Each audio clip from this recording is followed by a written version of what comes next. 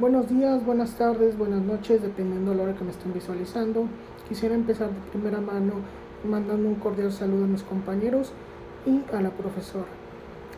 Atendiendo las indicaciones en cuanto a la clase, quisiera empezar dando una breve definición de lo que conocemos como finanzas públicas. Como dice el maestro Gómez Granillo en su libro Doctrinas Económicas, las finanzas públicas nacen cuando la economía tiene una interacción con el ente estatal. Esta necesidad del ente estatal de cumplir un fin mediante sus funciones hace que el Estado tenga que obtener ingresos o una forma para poderlos llevar a cabo. Como bien dice Francisco Porrúa Pérez en su Tratado de Teoría del Estado, el fin último que tiene el Estado es el bien común, o también conocido como el bien público. Dicho lo anterior, quisiera resaltar que a lo largo de la historia las finanzas públicas se han apoyado de otras materias o ciencias, principalmente con la economía. Cabe resaltar que las ciencias jurídicas no se han quedado a un lado.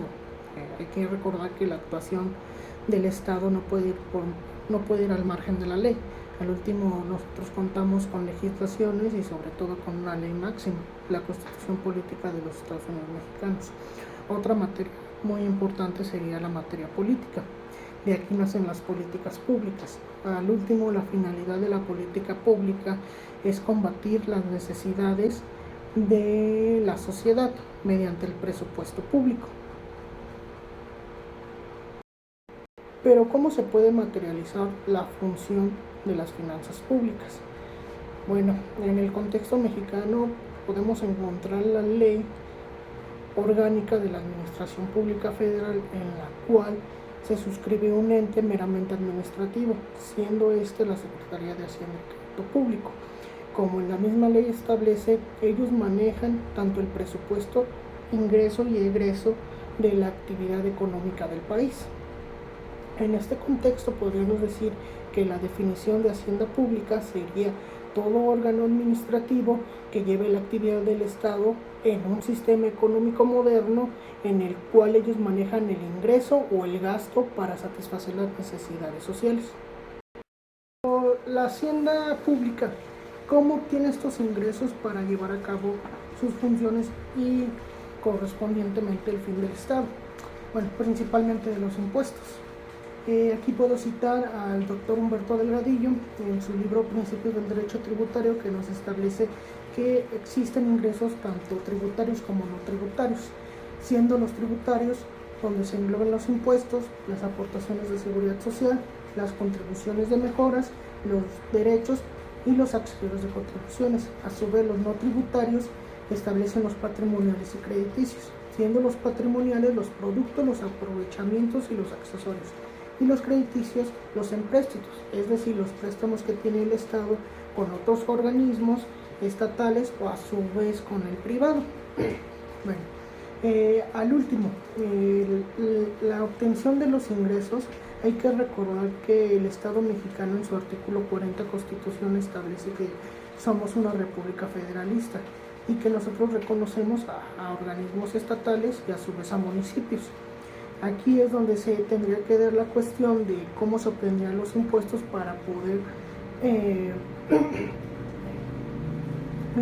aplicar a los tres niveles de gobiernos. Bueno, principalmente existe el Sistema Nacional de Coordinación Fiscal. El Sistema Nacional de Coordinación Fiscal tiene la finalidad de coordinar, como bien lo dice su nombre, la obtención de los ingresos tanto a nivel municipal, estatal y federal.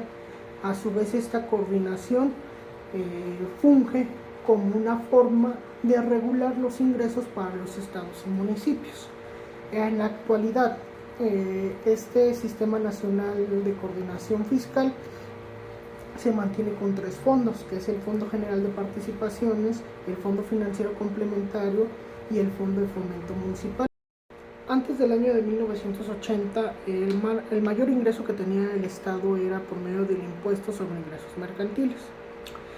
En consecuencia, después de 1980, de la creación del Sistema Nacional de Coordinación Fiscal y de la Ley de Coordinación Fiscal, empezó grandes críticas a este sistema, ya que Los estados que tenían una economía más sólida obtenían más ingresos para sus actividades por parte de la federación. Otra gran crítica que tenía de aquellos estados que no tenían economías tan sólidas era que no podían obtener o realizar sus actividades conforme a las necesidades sociales, ya que no tenían tanto presupuesto para hacerlo.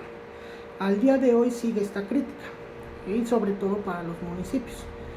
Una gran problemática que tienen los municipios para desarrollar sus funciones es que no pueden obtener un ingreso conforme a lo que ellos pueden aportar.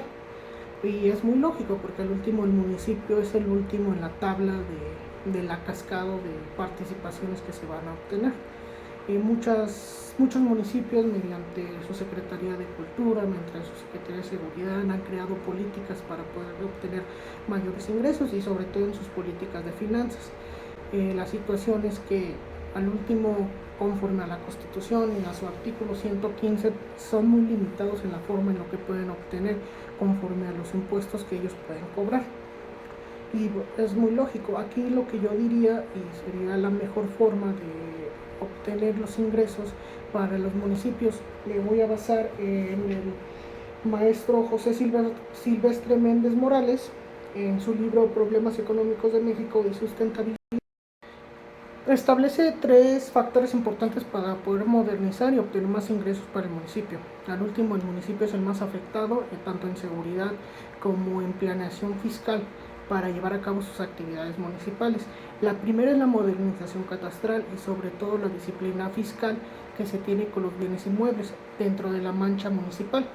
Hay que recordar que muchos bienes inmuebles aún mantienen muchos precios, o no saben ni los precios que se tienen, ya que no hay una modernización de los municipios y una verdadera política en el impuesto catastral.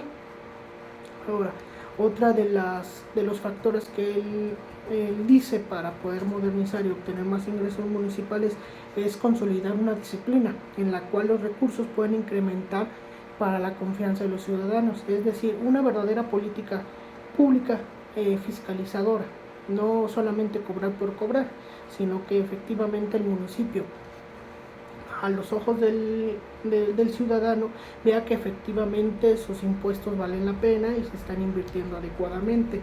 Y sobre todo una mayor libertad para legislar en los impuestos, es decir, que realmente le den fuerza al municipio en cuanto a qué tipo de impuestos hay que recaudar. Al último es obtener y dejar ir. Tanto la federación como el estado tendrían que tener un acuerdo con el municipio para darle un verdadero impuesto que sea fuerte para poder obtener un mayor ingreso. Y pues hasta ahí sería todo. Espero haberme explicado lo mejor posible y pues quedo a sus comentarios. Muchísimas gracias.